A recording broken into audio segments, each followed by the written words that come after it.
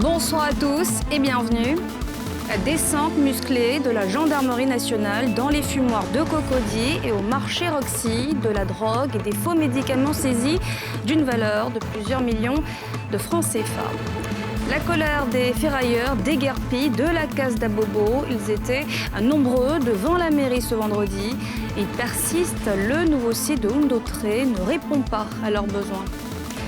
Et puis la joie en Côte d'Ivoire après la qualification des éléphants en 8e de finale.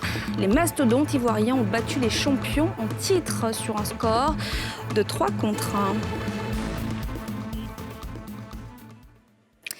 Cette victoire donc des éléphants face au Fennec d'Algérie, 3-1, un match aux allures de vendetta. La Côte d'Ivoire qui se qualifie donc pour les 8e de finale. On va écouter quelques réactions de supporters rencontrés par Fulgence Kissiedou. Vraiment, ça a été un match impeccable. C'est vraiment ce genre de match-là que nous voulons voir. Parce que ces jeunes joueurs qui sachent que la seule chose qui nous rassemble actuellement, c'est le football. Et nous sommes euphoriques quand on fait ce genre de victoire. Hier, ils ont joué du début à la fin. C'est-à-dire qu'ils ont mené et ils ont continué à chercher à marquer encore des buts. Et là, vraiment, c'est le conseil que je voulais dire, qu'ils continuent dans ce sens. S'ils continuent dans ce sens, c'est sûr qu'ils seront, comment on appelle, l'équipe qui va remporter la coupe. Il faut qu'on reste concentré pour la suite des autres matchs. Parce que c'est ça qui nous fait souvent défaut. On est beaucoup enchanté par les prestations passées. Mais la suite, bon, on sait comment ça se termine. Donc cette fois-ci, restons concentrés jusqu'à la fin. Je veux, ils n'ont qu'à nous ramener coupe là, cette année-là. On va faire taire. Ceux qui ne les supportent pas, on va les faire taire. C'est l'union qui fait la force. Ils n'ont qu'à bien s'entendre et puis ils vont nous ramener la coupe.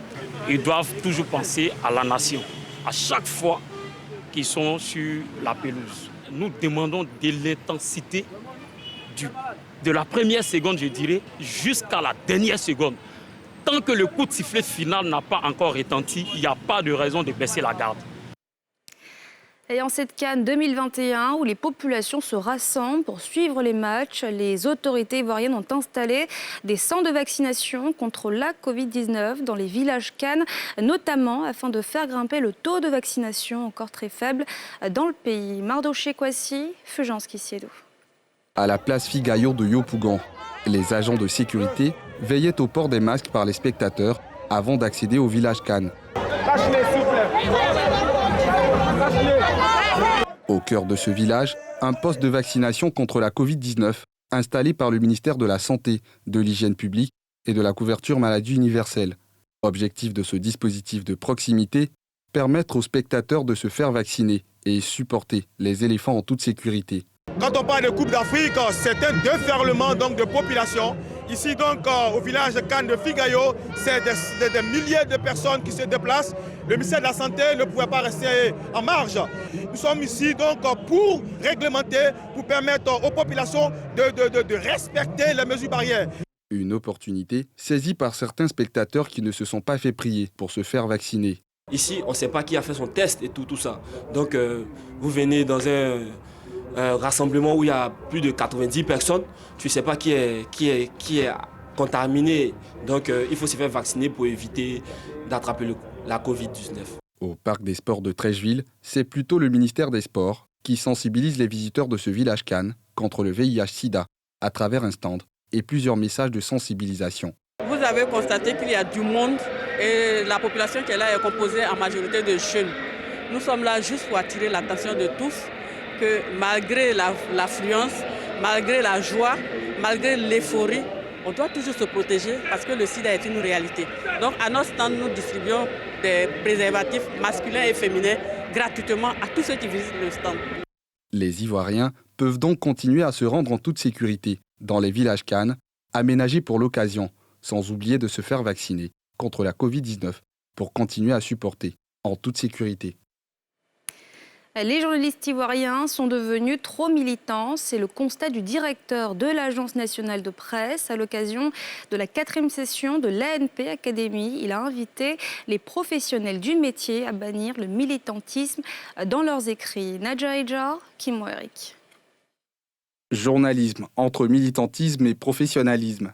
C'est le thème choisi par l'Autorité nationale de la presse pour la 4e session de l'ANP Academy. Un sujet qui suscite diverses réactions chez les acteurs du milieu. Le fait d'avoir des journalistes militants politiques effraie un peu le public. Nous avons démontré, et il y a des dévanciers avec des exemples précis qui ont démontré qu'on peut être très bon militant politique et très bon professionnel des médias.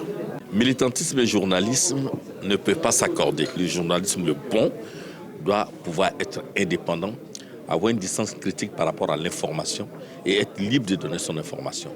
Alors que le parti politique ne permet pas cette liberté-là. Le choix de ce thème est motivé, selon l'ANP, par le constat du manque d'équilibre dans le traitement de l'information en général et des sujets politiques en particulier.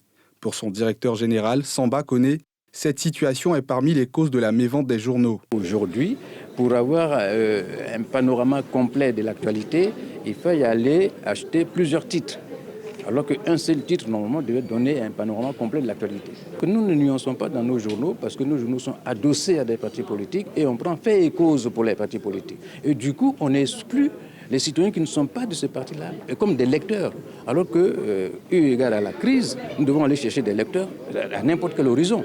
Pour tous ces experts, un intérêt commun, partager la bonne information et respecter le code de déontologie du journalisme afin de redynamiser la presse ivoirienne.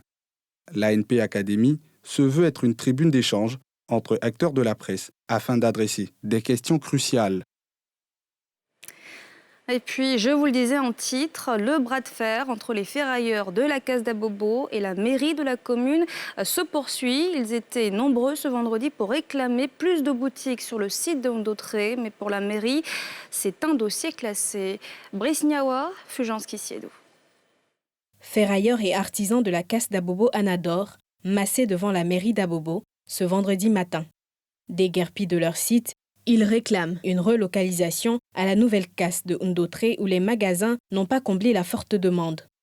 À l'intérieur, des négociations sont en cours avec les autorités municipales. On leur a expliqué que c'est du passé. La Case est là. Ça, c'est derrière nous, on a fini. Ça, c'est fini. On ne peut plus revenir là. Ce n'est pas une question de négocier. Ce n'est même pas un déguerpissement, hein. C'est en fait un déménagement d'un site qui est illégal, qui n'est pas approprié pour la Case, sur le réel site de la Case, qui a été créé par décret présidentiel pour eux. Et depuis, ils refusent de partir là-bas. On leur a dit, allez-y seulement, les problèmes qui vont se poser là-bas, vous nous faites remonter ces problèmes et par le comité. Et forcément, il y aura une solution. Une position qui ne contente pas ces ferrailleurs, qui disent n'avoir pas été informés plus tôt. Ils dénoncent une insuffisance des mesures d'accompagnement. Chacun est soumis à l'autorité. Non, pour ce faire, nous, ce qu'on aimerait, qu'on nous donne le temps et on nous donne d'abord les sites. Sans site, on ne peut pas aller. On nous donne les sites. Si on a eu les sites, il n'y a pas de problème pour y aller. Ceux qui ont été recensés avant nous, ce sont les gens d'Adjamé et de la Makassi. Et à partir du 20-29, on nous fait croire que nous, on doit quitter le délai site. Et on a reçu l'arrêt municipal que hier sur nos portes. Puisque les responsables, ils ne véhiculent pas l'information, y compris la mairie. Mais eux qui sont censés, quand on vient vers eux, on essaie de demander l'information. Si vous êtes catégorique, vous nous dites que non, l'heure n'est plus à la négociation. Et pendant que c'est nous les concernés, ce n'est pas l'ordre du jour, mais c'est vraiment offusquer nos droits. Les tensions entre ferrailleurs de la Case d'Abobo Anador et les autorités municipales durent maintenant 3 semaines, depuis la publication de l'arrêté municipal portant interdiction des activités des ferrailleurs et garagistes sur le périmètre du quartier Anador Banco, le long de la voie express. Devant l'impasse, la mairie n'exclut pas de donner suite judiciaire à cette affaire si les négociations venaient à échouer. Dans la nuit d'hier à aujourd'hui, la gendarmerie nationale a fait une descente musclée dans des fumoirs de Cocody et au marché Roxy d'Adjamé.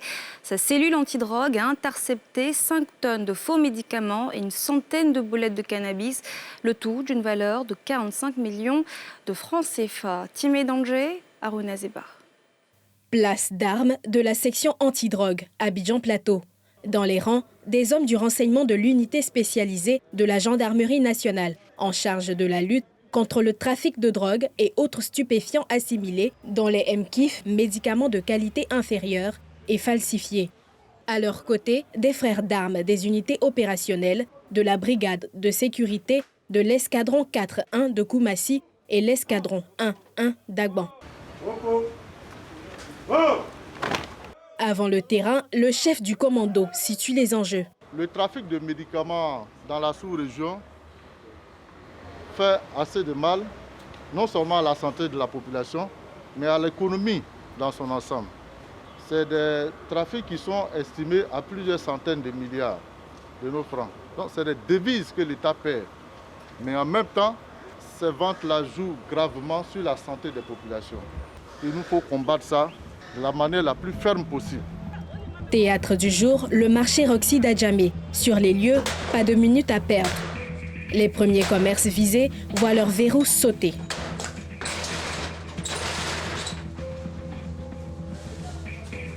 Flanc droit, des caches de médicaments sont également démantelées. Cap sur le flanc gauche. Là, le commerce de pagne dissimule un autre vite démasqué.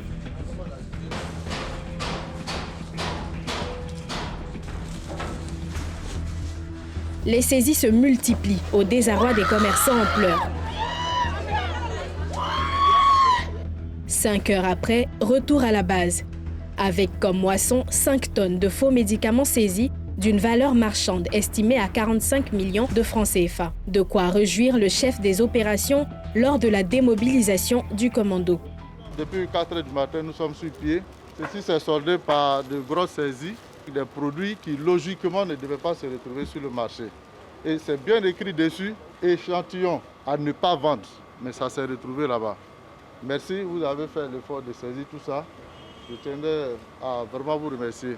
Un banc pour vous. Avant cette opération, le commando était nuitamment sur un autre front, celui de la répression du trafic de drogue. Théâtre, cette fois, les fumoirs de Cocody, où 122 boulettes de cannabis ont été saisies et 21 présumés dealers interpellés. Dans les fumoirs, nous avons pu interpeller une vingtaine de personnes dans 3 fumoirs différents, dans les quartiers d'Angré, à la 8e tranche et à la 7e tranche. Alors que des mises en cause passent aux aveux, une interpellée est dans le déni. C'est un fumoir, ils sont venus nous attraper. Le bandit, mais ce jour-là, moi, il ne travaillait pas. Bon, il n'était pas du service ce jour-là au couloir. Donc, ils étaient venus acheter et puis ils sont venus sortir sur nous. La marchandise, mais on attendait et puis les gendarmes sont sortis sur nous. Il était à cause du nouveau camp là-bas. Et puis il a vu les gendarmes venir. Ils voulaient essayer de fuir. Et puis ils m'ont pris. Bon, il n'avait rien sur moi. Moi, je fume. Moi, je fume SK, Skinch, cannabis, ça n'a chassé. J'ai déjà consommé la drogue, mais je ne consomme plus la drogue. Donc je sais que c'est un fumoir. J'étais de passage là-bas où ils m'ont pris, c'est un chemin. J'étais derrière la route. Il y a un gendarme qui m'a interpellé, me dit, madame, vous partez où? Il dit, je partais à l'école. C'est comme ça qu'ils m'ont pris pour m'amener ici. Pour rappel, l'an dernier, l'unité spécialisée s'était illustrée de fort belle manière sur ces 2 fronts, avec des descentes musclées couronnées de saisies de plusieurs tonnes de M-Kif et une forte quantité de drogue. Un exploit que ces gendarmes au service de la patrie et de la loi entendent rééditer cette année. Et voilà, c'est la fin de ce journal. Merci de l'avoir suivi. Excellent week-end à tous et à toutes.